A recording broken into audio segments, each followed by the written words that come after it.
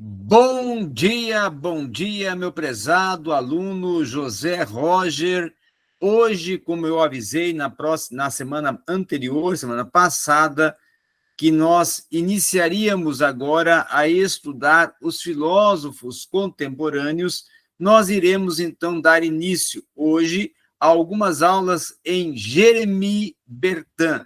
Jérémie Bertin, tendo em vista em que este é um dos filósofos de grande importância dentro do contexto contemporâneo sobre a filosofia do direito. Depois iremos estudar outros ainda filósofos contemporâneos e assuntos mais atuais dentro da filosofia e sociologia do direito, em todo o contexto construtivo do direito.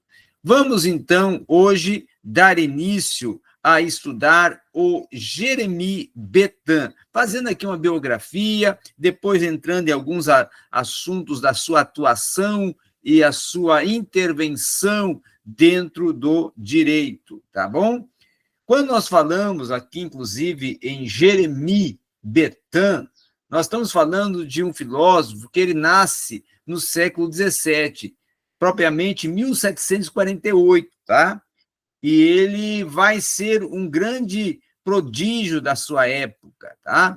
Na sua primeira obra, inclusive, um fragmento sobre o governo, ele vai analisar criticamente textos de William Blackstone, e, inclusive que esse foi um autor, o William Blackstone, que foi considerado conservador em razão à defesa do, podemos dizer assim, do estandarte da sistematização do direito, tá?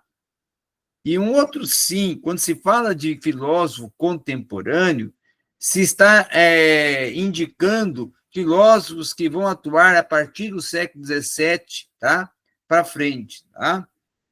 Que aí entra no período da modernidade, e aí por isso é considerado contemporâneo, tá?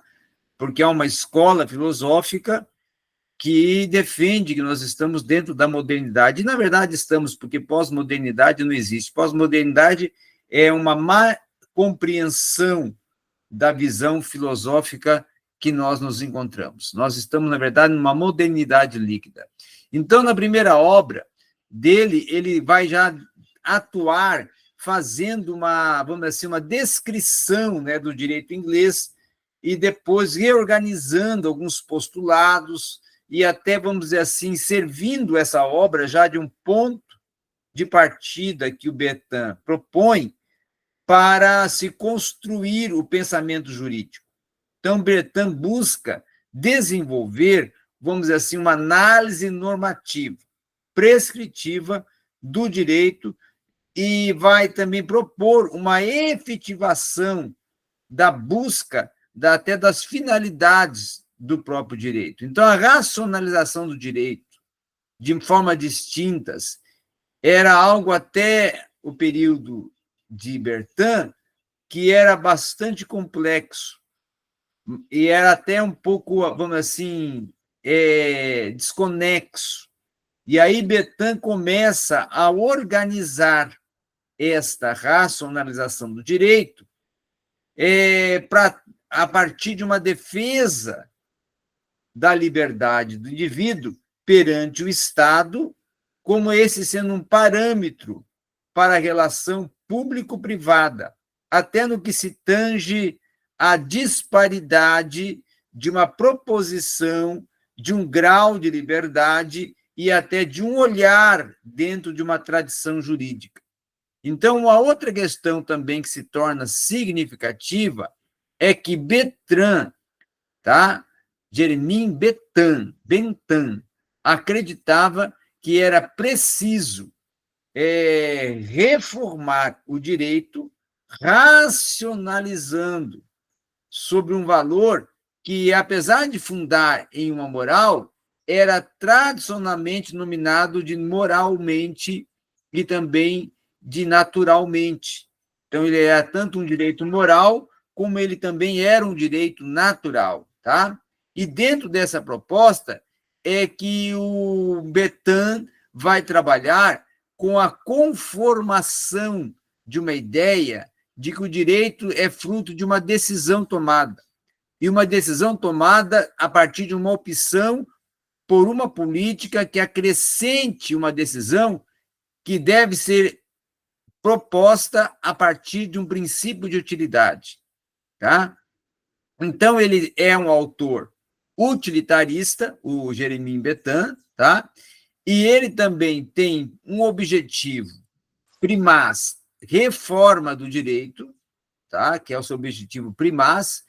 Ele trabalha com direito público e privado e trabalha também com a área de conhecimento dentro da que seria a sua epistemologia dentro do direito penal. Então, ele desenvolve uma epistemologia, certo, do direito penal, certo? Uma outra questão importante também é que Bethan vai criar, e ele na Inglaterra, um periódico que até hoje existe, que é o Westminster Review, que significa a fim de expandir o seu ideal utilitarista, certo? Seria um jornal, então, com a proposta de desenvolver artigos dentro de uma escola utilitarista. Então, seria uma revista, a revista do Westminster, né? Review Westminster, seria justamente um desenvolvimento de uma escola utilitarista. A partir de artigos que Bethan vai ali colocando, certo, sobre o utilitarismo dentro do direito.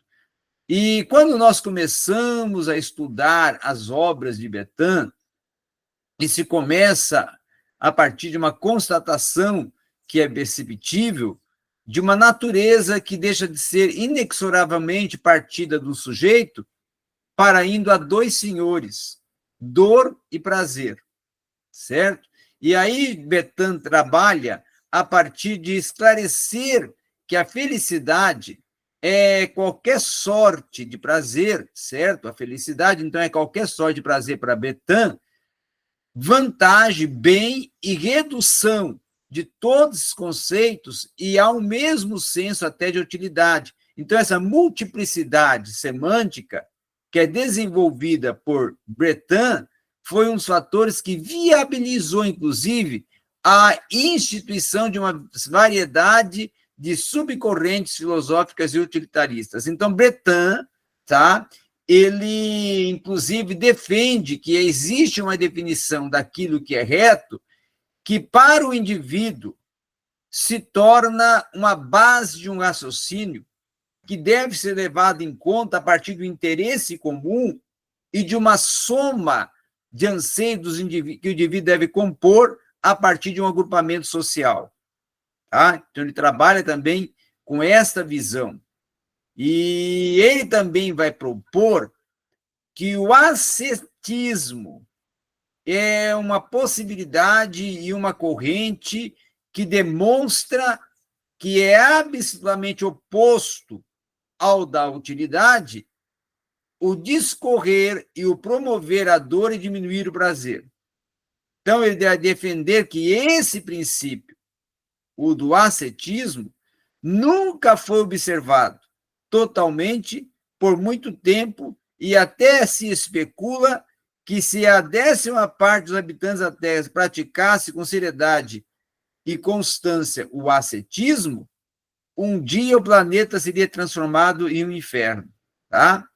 Então, de um outro lado, também vai discutir o princípio da simpatia e o da antipatia, que vai fundar o julgamento de ação de um sentimento e até, podemos dizer assim, de uma observação em que o que é reto dentro de um comportamento em relação parte do princípio de uma simpatia.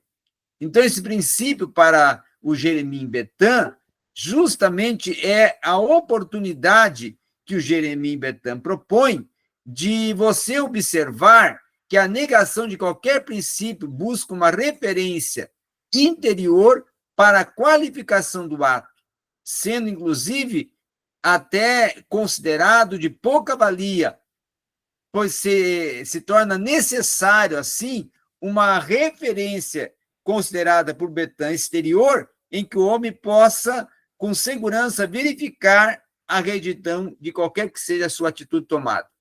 Então, Bethan trabalha também, e vai discorrer também em suas obras, sobre o uso efetivo da moral utilitarista, até para uma avaliação das condutas, dos motivos, das razões que vão determinar a ação humana e a disposição que os homens apresentam para cumprir as normas, as leis e as regras.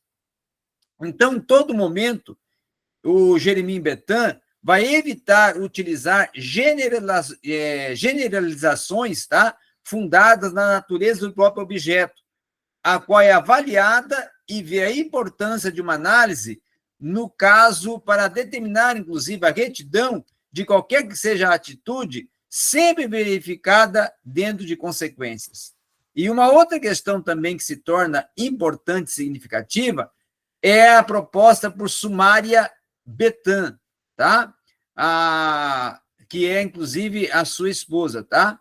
Que vai dizer que, a face de tudo que acabamos de expor, conclui-se que não existe nenhuma espécie de motivo ou razão para podermos realmente indicar o bom, mas existe uma qualificação de uma ação que depende de circunstâncias boas, como, por exemplo, uma inteligência, uma avaliação certa, uma ponderação, uma prática correta.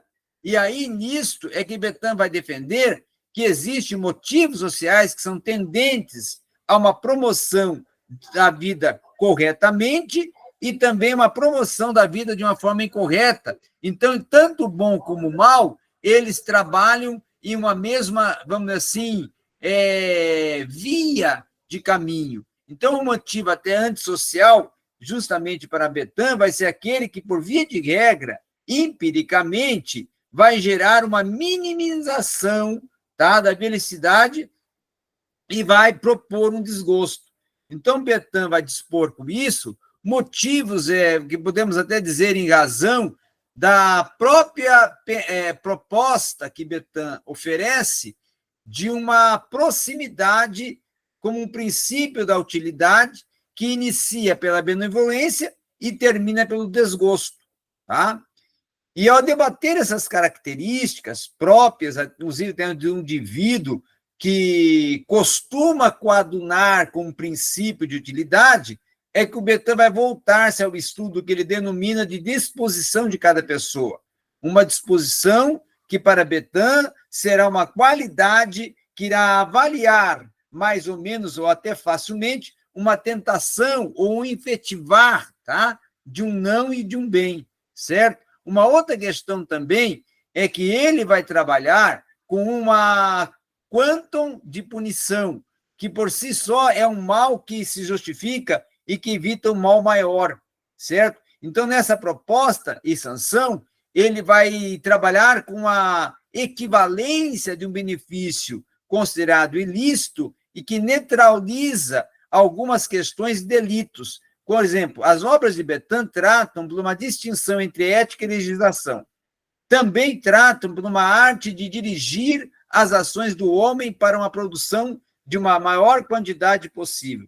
E também demonstram que o autogoverno e a regulação dos comportamentos do próprio indivíduo se torna uma ética privada que, para Bethan, não é o foco de suas maiores atenções, mas pode levar, segundo ele, a uma felicidade pessoal. Então, Bethan debruça-se de uma forma mais contundente as questões da felicidade geral, primeiramente, de todo um contexto também de uma legislação que propõe uma ética privada, também vai olhar para uma ética de ações que interfere na vida social das pessoas e vai indagar sobre a legislação e a implicância da religião na legislação a partir dos contextos e fundamentos morais. E Bethan também vai trabalhar com uma distinção entre a ética privada e a legislação a partir dos atos que parecem sempre como objeto de tanto da legislação